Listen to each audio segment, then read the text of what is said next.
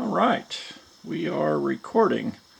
This is video number 3 in a series of 4 on the fold-down recirculating shower. And this is a little mock-up prototype before I wanted to test it out before I actually installed it in the van. And I did mention in the last video that I thought an outdoor portable option might be nice. And I went ahead and pursued that further.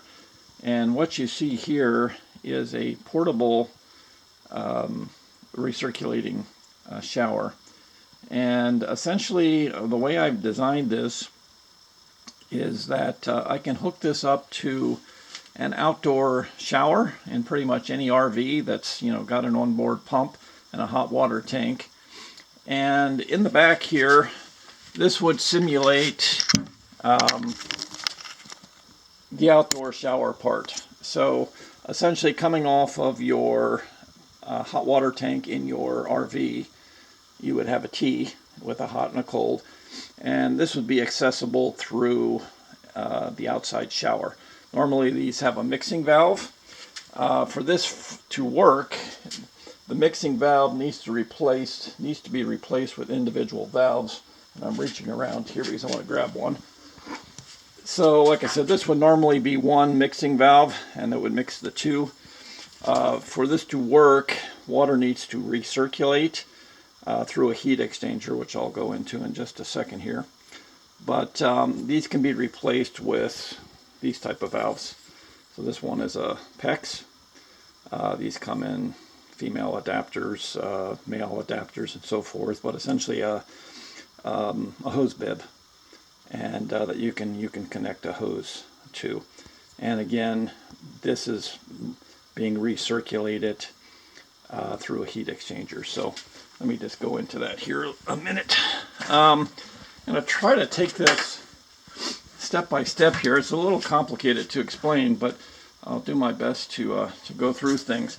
So what you see back here is a 30 plate heat exchanger.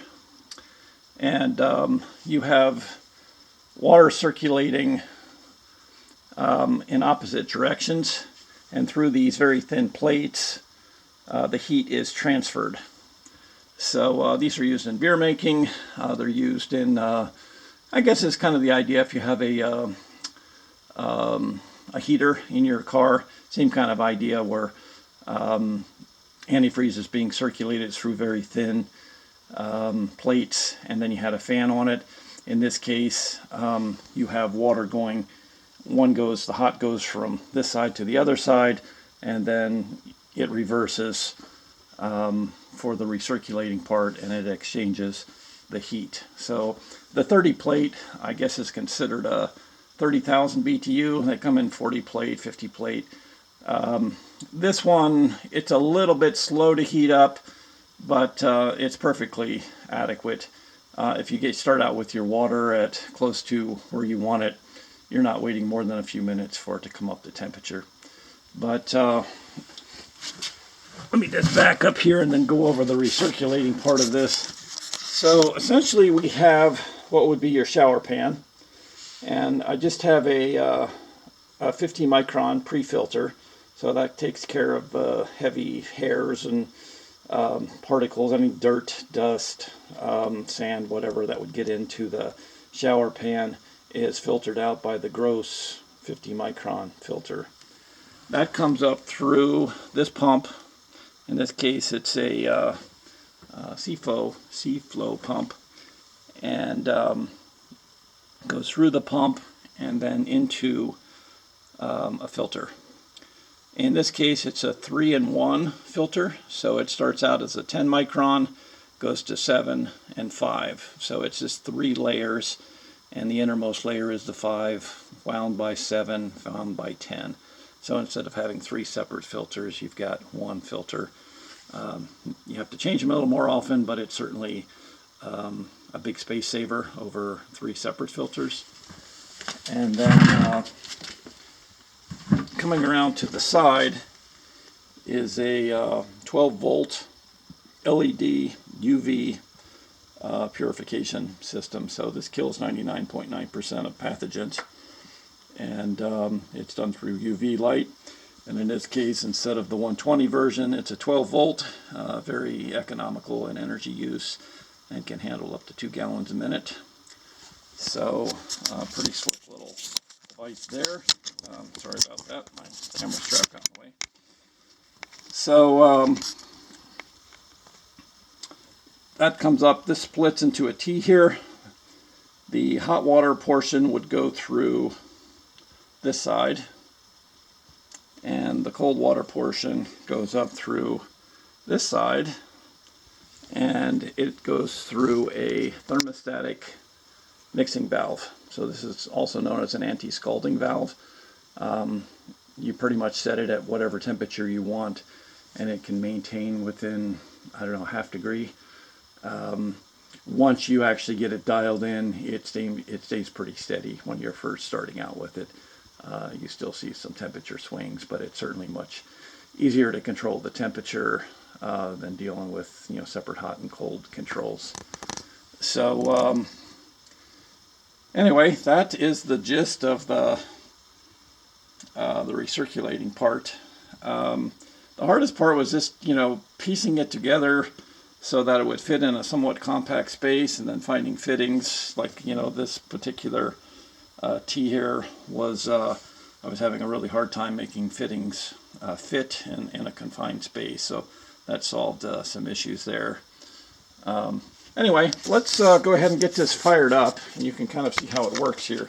So what I'm going to do here is start the recirculating. This is recirculating the hot water from the hot water tank. And what you're hearing there is just some air in the system. So it'll purge itself out. So that's going through the heat exchanger right now. And again, the sound you hear is just some air bubbles working its way out. You can kind of see it going through the line there. I'm going to give that a minute to kind of recirculate through. And the hot water tank just came on. I think this is set at about 125 degrees. Alright, and then this is set at about 104 degrees. So I've got a separate battery for this, and I'll go ahead and get this going here.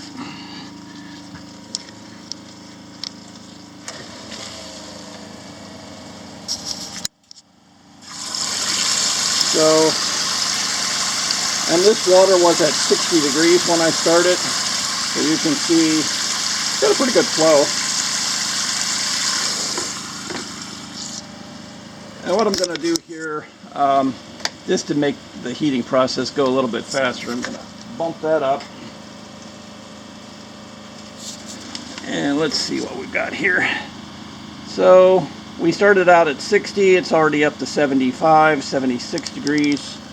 You kind of see what I'm looking at there. And again, normally you would start out, you know, with your water somewhat close to where you want it, but it's a fairly fast process to get it up to temperature. The heat exchanger is not, you know, depending on which one you use, it will heat it up faster or slower. And this is a 30,000 BTU. So we're already up to 85 degrees. A matter of about 10 seconds. 86. 87. So you get the idea there. So I would say within the course of maybe a minute, 2 minutes at the most, this would be up to temperature. And then you can see the, maybe you can't see with the movie light on, but the UV filter is working. There's a light there to indicate it's working.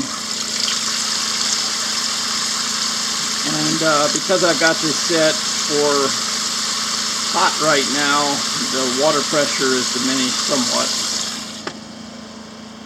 Check it again here. So it's been, what, maybe 30 seconds? And we're up to 93 degrees. Again, started out at 60, you know, less than a few minutes ago. We're already up to 95 degrees.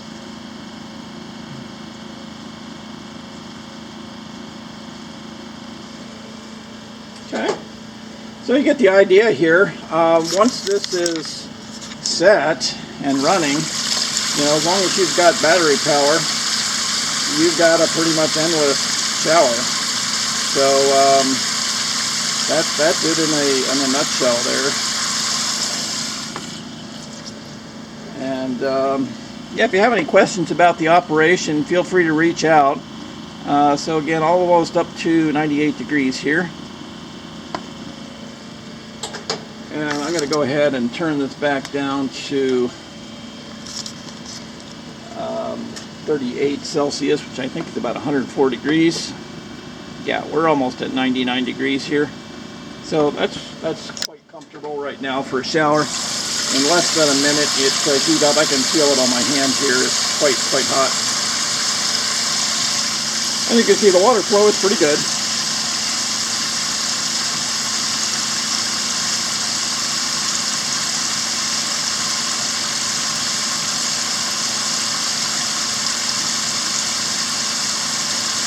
Okay, well, I don't need to keep that going, but again, if you have any questions about the operation, please feel free to reach out.